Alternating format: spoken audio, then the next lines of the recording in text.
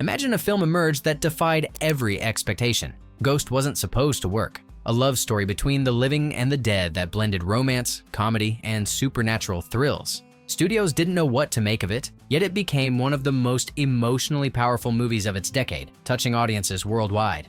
Behind its iconic scenes lies a turbulent journey of rejected scripts, risky casting, and near-collapse moments. The story of how this film survived is almost as remarkable as the story it tells, and it all started with a screenplay that nobody wanted. Number 1. Script everyone rejected. Before cameras ever rolled, the screenplay faced an uphill battle that nearly ended everything. Writer Bruce Joel Rubin had crafted something deeply personal, a story about love, loss, and the possibility of connection beyond death. But when the script made the rounds in Hollywood, studio after studio turned it down.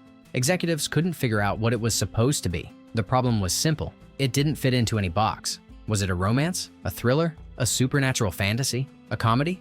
The genre-blending nature that would later define the film's brilliance was exactly what made it seem unmarketable. Decision-makers wanted something they could sell in one sentence, and this story refused to be reduced that way.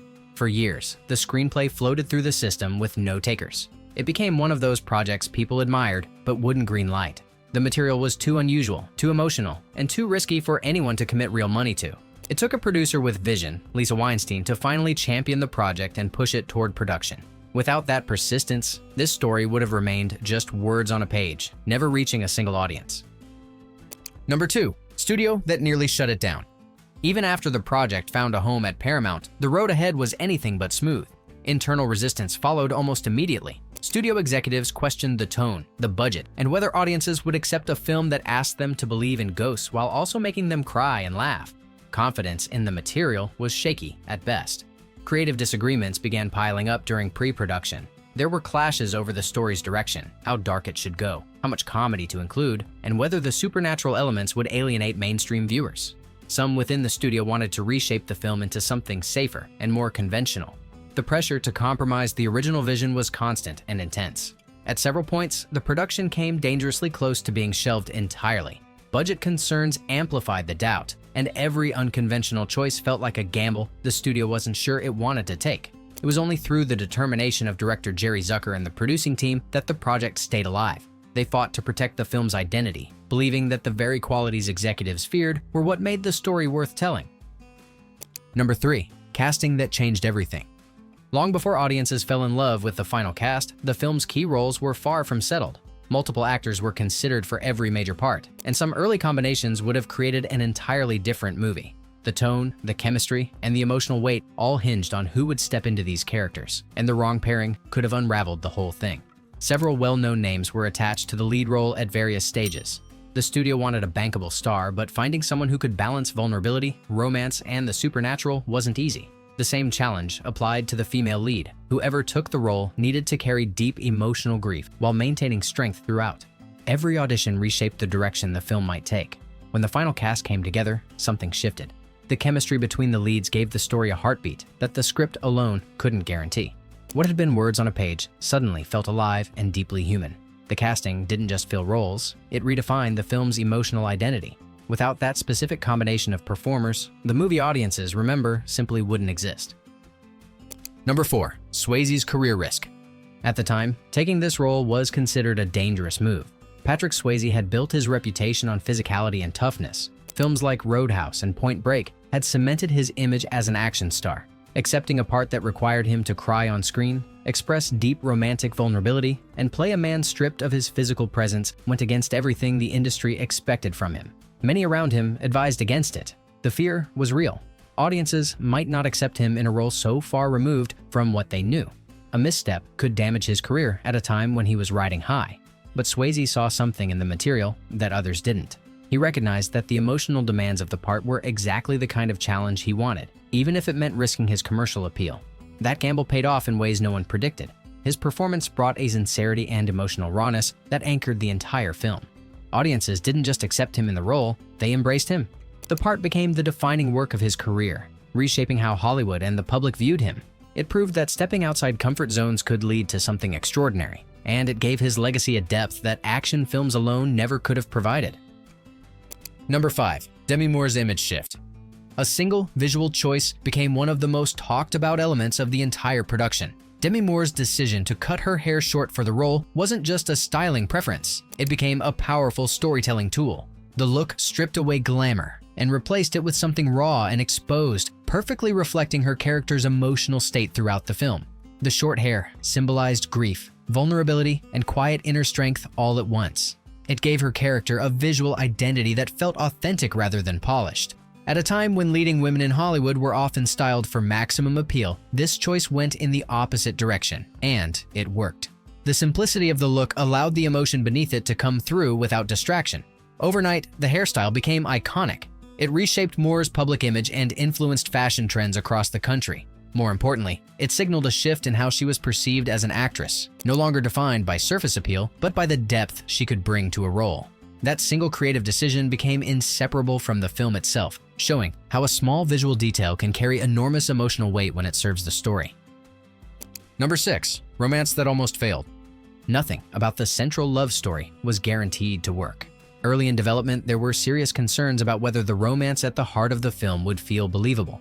The premise itself was a challenge. Asking audiences to invest emotionally in a relationship where one person was no longer alive required a level of sincerity that couldn't be faked. If the connection between the two leads fell flat, the entire movie would collapse. During rehearsals, the emotional chemistry needed careful nurturing. The script called for moments of deep intimacy and heartbreak, but translating those scenes from page to screen demanded trust between the performers. There were rewrites aimed at strengthening the romantic foundation, adding subtlety and layering that hadn't existed in earlier drafts. Every adjustment was made with one goal, making the audience feel the love rather than just observe it. What ultimately saved the romance was a commitment to emotional honesty. Rather than relying on grand declarations or dramatic gestures, the story leaned into quiet, vulnerable moments. The small touches, the unspoken looks, and the weight of things left unsaid gave the relationship its power. By the time the final cut came together, the love story didn't just work, it became the emotional backbone that held everything else in place. Number 7. The scene that replaced intimacy. One of the most recognized sequences in cinema history almost never existed. The famous pottery scene, where two lovers share an intimate, wordless moment at a spinning wheel, was not part of the original plan. Instead, the script initially called for a more explicit romantic encounter between the two leads. It was only during production that the creative team reconsidered the approach entirely. The decision to replace that scene with something more suggestive and emotionally driven changed the film's DNA. Rather than showing physical intimacy directly, the pottery sequence communicated desire, tenderness, and connection through touch, movement, and music. It was sensual without being graphic, and that restraint gave it a universal quality that audiences of all kinds could connect with. The result was a scene that transcended the movie itself. It became a cultural touchstone, referenced, parodied, and celebrated for decades. What made it so powerful wasn't what it showed, but what it made people feel. The creative choice to pull back and trust the audience's imagination turned a single sequence into one of the most iconic moments in film history. It proved that less can be infinitely more. Number 8. Soundtrack that made history. Few films have ever been so deeply shaped by their music. The use of Unchained Melody by the Righteous Brothers became the emotional thread running through the entire story. The song wasn't new. It had been recorded decades earlier, but its placement within the film gave it an entirely new life. Every time it played, it carried the weight of love, memory, and loss all at once. The decision to build key scenes around this particular track was a creative gamble. Using an older song rather than commissioning something original meant relying on a piece of music that already carried its own history. But that history worked in the film's favor. It gave the soundtrack a timeless quality that felt deeply familiar, even to audiences hearing it for the first time in this context. After the movie's release, Unchained Melody surged back onto the charts and became one of the best-selling singles of the year. The song and the film became inseparable in the public consciousness, each one amplifying the emotional impact of the other. It was a rare case where music didn't just accompany a story, it became part of the story itself, turning ordinary scenes into moments audiences would carry with them for a lifetime. Number 9. Villain with hidden depth. What could have been a forgettable antagonist became one of the story's most compelling elements. In early drafts, the villain was written as a straightforward bad guy, motivated by greed and little else. He served the plot, but lacked the complexity needed to make the conflict feel truly personal. The character existed to move the story forward, not to challenge the audience emotionally. Rewrites changed that significantly. The creative team added layers of psychological motivation, giving the antagonist a history with the lead character that made his betrayal feel deeply painful rather than simply criminal. He wasn't just an obstacle, he was someone trusted, someone close. That shift turned a plot device into a source of genuine tragedy and made every scene between the two characters crackle with tension. The added depth elevated the entire film. By making the villain human rather than cartoonish, the stakes felt real, and the emotional consequences hit harder. Audiences weren't just rooting against him, they were grappling with the shock of his betrayal alongside the characters on screen. It was a reminder that the most effective villains aren't the ones who seem evil from the start, but the ones who hide it behind familiarity and trust. Number 10. Rules of the Afterlife. Building a believable supernatural world from nothing was one of the production's biggest creative challenges. The film needed its own internal logic, a set of rules governing how ghosts exist, what they can and cannot do, and how the boundary between life and death operates. Without that structure, the story risked feeling arbitrary, and the emotional stakes would have crumbled under the weight of inconsistency. There was no existing template to follow. The writers had to construct a spiritual framework that felt intuitive to audiences without over-explaining it. Questions had to be answered. Why can the ghost interact with some things and not others? How does possession work? What draws the dark forces that appear throughout the story? Each answer had to serve both the plot and the emotional journey at its center. The system they built was elegant in its simplicity. Rather than burying the audience in mythology, the film revealed its rules gradually through action and consequence. Viewers learned alongside the main character, discovering the boundaries of the afterlife in real time. That approach kept the supernatural elements grounded and emotionally connected to the story. It made the impossible feel not just believable, but deeply moving. Number 11. Old school tricks behind ghosts. At a time when digital effects were beginning to emerge, the filmmakers made a deliberate choice to rely on techniques that had been around for decades. The ghost visuals in the film were not created with cutting-edge computer technology. Instead, the team turned to practical methods, rotoscoping, multiple exposures, in-camera tricks, and hand-drawn animation to bring the supernatural elements to life. It was a craft-driven approach that prioritized texture over spectacle. The decision wasn't born from limitation, but from artistic intent. The filmmakers understood that audiences would connect more deeply with effects that felt organic, rather than synthetic. Every ghostly presence, every translucent figure, and every moment of spiritual transition was carefully layered by hand.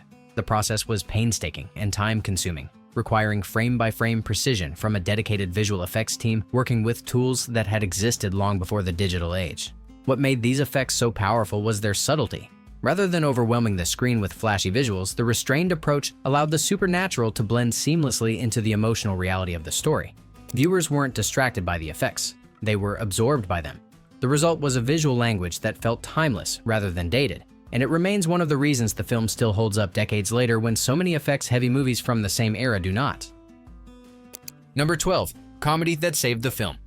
Without humor, the story would have buckled under its own emotional weight. The film deals with grief, betrayal, and the pain of losing someone you love, themes heavy enough to overwhelm any audience if handled without relief. The creative team recognized early that comedy wasn't optional. It was essential to the film's survival, a pressure valve that allowed viewers to breathe between the story's most devastating moments. Balancing that tone was a delicate act. Too much humor and the emotional stakes would feel cheapened. Too little, and the film would become exhausting. Director Jerry Zucker, known primarily for comedies like Airplane and The Naked Gun, brought an instinct for timing that proved invaluable. He understood how to place a laugh exactly where tension needed breaking, without ever undermining the sincerity of the scenes surrounding it. The comedic elements didn't just lighten the mood, they amplified the drama. By giving audiences permission to laugh, the film earned their trust, which made the emotional punches land even harder. The contrast between humor and heartbreak created a rhythm that kept viewers fully engaged from beginning to end. It was a tonal balancing act that many films have tried to replicate since, but few have ever achieved with the same precision. Number 13. The studio didn't want Goldberg. Resistance to one of the film's most important casting decisions nearly cost it a defining performance. When Whoopi Goldberg's name came up for the role of Oda Mae Brown, studio executives pushed back hard. There were concerns about tone, whether a comedic actress known for her bold personality would fit into a story grounded in romance and grief. Some worried her presence would tip the balance too far toward comedy and away from the emotional core. The doubts extended beyond her comedic reputation. Questions arose about whether audiences would accept the tonal shift her character would bring, and whether the role itself was substantial enough to justify her involvement.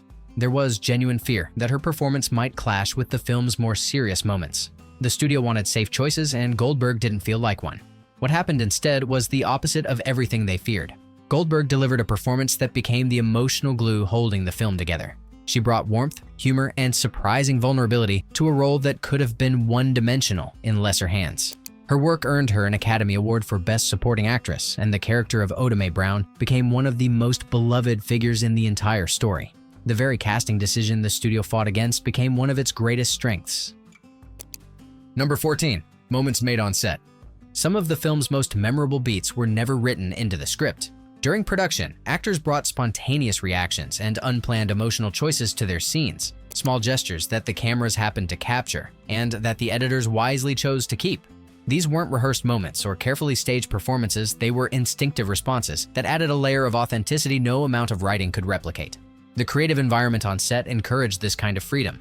Director Jerry Zucker allowed his cast room to explore within scenes, trusting their instincts when something unexpected emerged. A lingering glance, an unscripted laugh, a moment of hesitation that felt painfully real. These additions came from performers who were deeply connected to their characters and willing to let genuine emotion guide them beyond what was on the page. Those unplanned moments became some of the most talked about scenes in the finished film.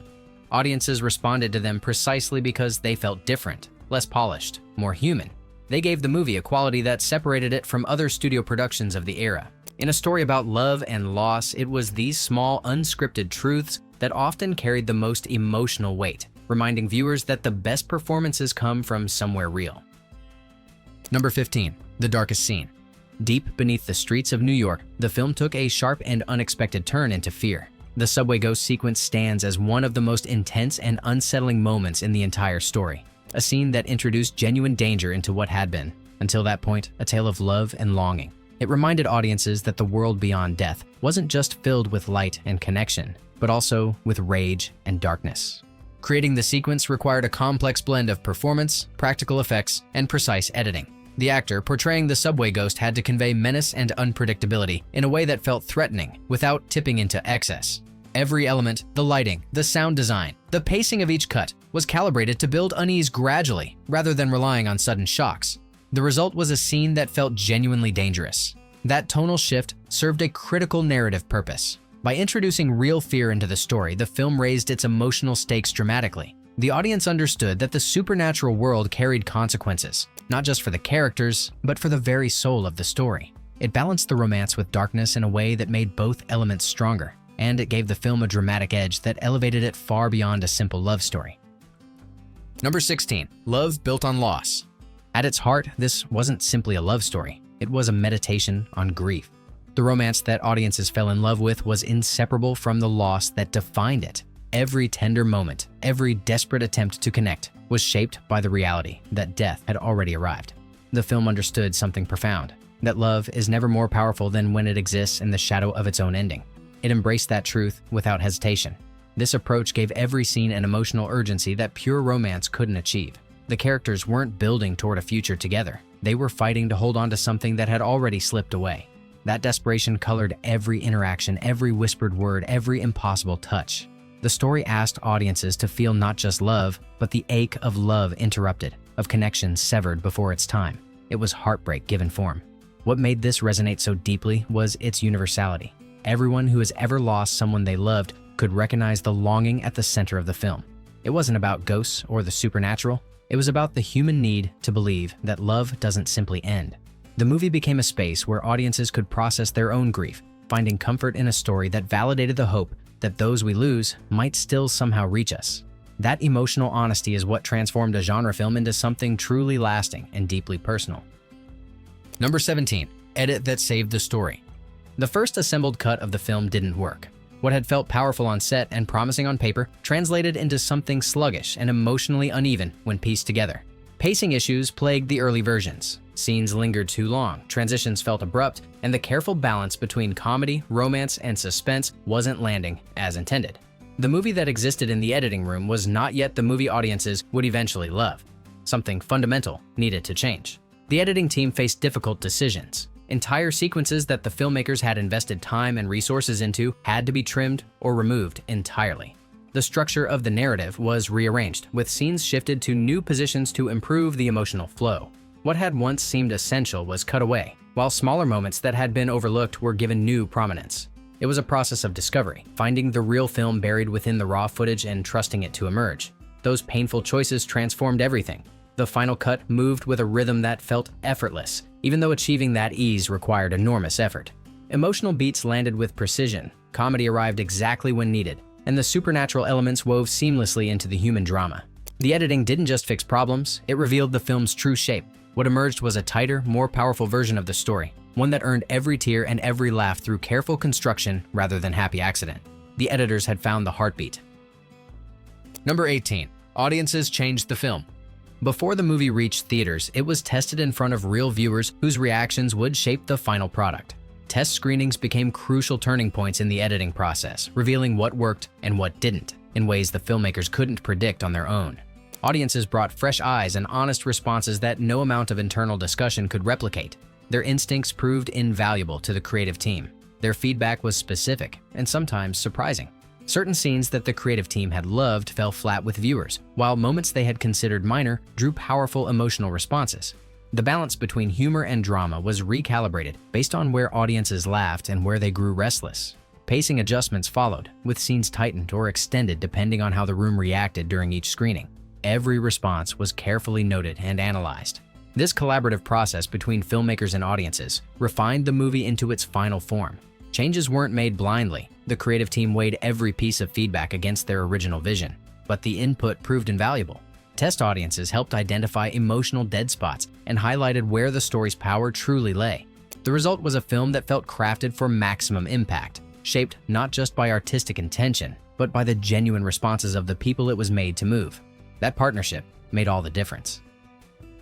Number 19. Genre it created. Before this film arrived, the combination of romance and supernatural elements was considered a risky proposition. Studios were hesitant to greenlight projects that blended genres so dramatically. Conventional wisdom held that audiences wanted clear categories they could understand and market to. A love story was one thing, a ghost story was another. Combining them seemed like a recipe for confusion rather than success. Few were willing to take that chance. The massive success changed that calculation overnight. Hollywood took notice when a genre-defying film outperformed expectations so dramatically. Suddenly, the very qualities that had made it seem unmarketable became selling points. Executives who had once dismissed similar projects began actively seeking them out. The doors opened for a wave of romantic fantasies that followed, each one owing a debt to the path this movie carved through industry skepticism. What the film demonstrated was that emotion could be the bridge between seemingly incompatible genres. Audiences didn't need categories, they needed to feel something. By placing genuine human connection at the center and building the supernatural elements around that core, the story proved that viewers would follow a film anywhere, as long as they cared about the people in it. That lesson reshaped how studios approached genre storytelling for years to come, creating space for countless films that might never have been made otherwise. It was a paradigm shift. Number 20. Pop culture explosion. The film's impact rippled far beyond movie theaters. Within months of its release, references to its most iconic scenes began appearing everywhere, in television shows, commercials, comedy sketches, and magazine spreads. The pottery sequence alone became one of the most parodied moments in cinema history, instantly recognizable even to people who had never seen the original. The movie didn't just entertain audiences, it embedded itself into the cultural vocabulary of an entire generation and beyond. Fashion felt the influence as well. Demi Moore's short haircut sparked a trend that swept through salons across the country, with women requesting the look by name. The film's aesthetic, its blend of urban grit and romantic softness, became a reference point for stylists and designers. Meanwhile, Unchained Melody experienced a commercial resurgence that introduced the song to an entirely new generation, forever linking it to images from the film in the public imagination. What made this cultural penetration so remarkable was its staying power. Decades later, the references continue. New generations discover the film and immediately understand why it became such a phenomenon. The scenes that entered popular culture weren't just memorable, they captured something universal about love and loss that transcended their original context. The movie became more than entertainment. It became a shared cultural experience, a touchstone that connected strangers through the simple act of recognition and collective memory. Number 21. Spiritual controversy.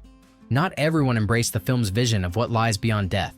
Almost immediately after its release, the movie sparked debates among religious communities and spiritual groups who saw its portrayal of the afterlife as either affirming or troubling.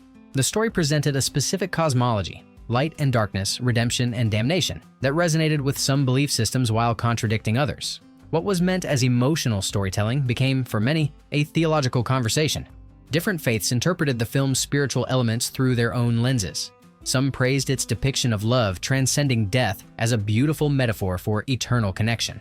Others took issue with the mechanics of its afterlife, the shadowy figures that drag souls away, the rules governing who ascends and who doesn't. For viewers with strong religious convictions, the movie wasn't just entertainment. It was a statement about existence itself, one they felt compelled to engage with seriously.